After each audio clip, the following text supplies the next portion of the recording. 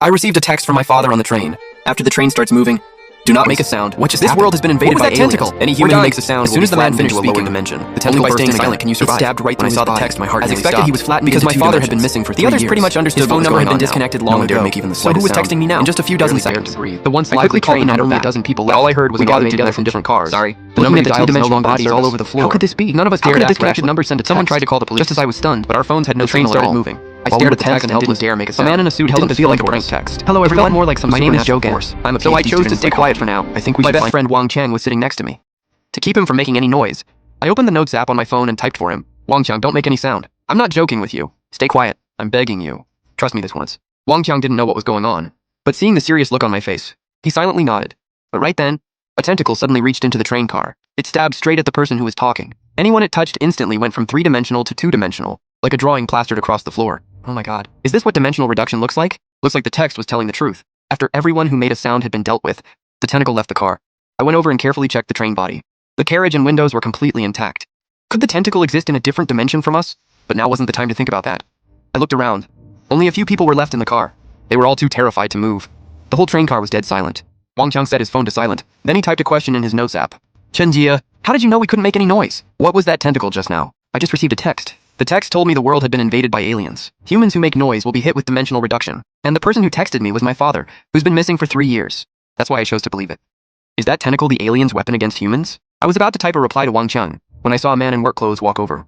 He asked in a trembling voice, "What just happened? What was that tentacle? We're done." As soon as the man finished speaking, the tentacle burst in again. It stabbed right through his body. As expected, he was flattened into 2 dimensions. The others pretty much understood what was going on now. No one dared make even the slightest sound. In just a few dozen seconds, the once lively train had only a dozen people left. We gathered together from different cars, looking at the 2-dimensional bodies all over the floor. None of us dared act rashly.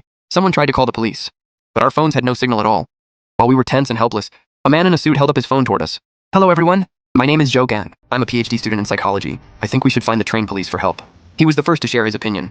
I looked around at the 2-dimensional bodies on the floor. Several of them were wearing train police uniforms, so I raised my doubts. "Didn't you see what's on the floor? They've all been flattened. There must still be surviving staff. Haven't you noticed the train is still moving? Even if the other workers are gone, the driver should still be alive, right?" Jogang did have a point.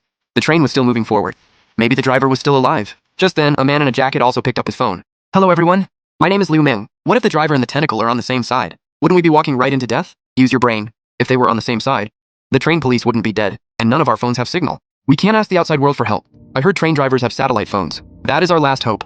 Right then, my phone received another text. "Remember, do not ask any staff on the train for help." My face went pale after reading it. I quickly typed to communicate with everyone. "Hello everyone. My name is Chen Ji. I know this sounds ridiculous, but I think we're all in this together, so we need to share information. When I first boarded the train, I received a text from my father, who's been missing for 3 years. He said the world had been invaded by aliens, and told me not to make any sound after the train started moving, otherwise I'd be flattened into a lower dimension. I know that sounds insane, but I chose to believe it. And now the facts match exactly what the text said.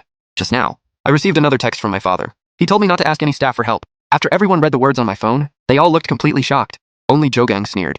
"How could a disconnected number send a text? Your dad has been missing for 3 years. How could he know you would take this train today? And another thing, none of our phones have signal. How did your phone receive a text?" Something inside me suddenly tightened.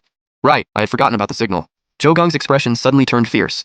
"Chenji, your story is full of holes. You're doing everything you can to stop us from getting help. What exactly are you planning?" At that moment, everyone's eyes turned to me. I didn't panic. I calmly introduced myself.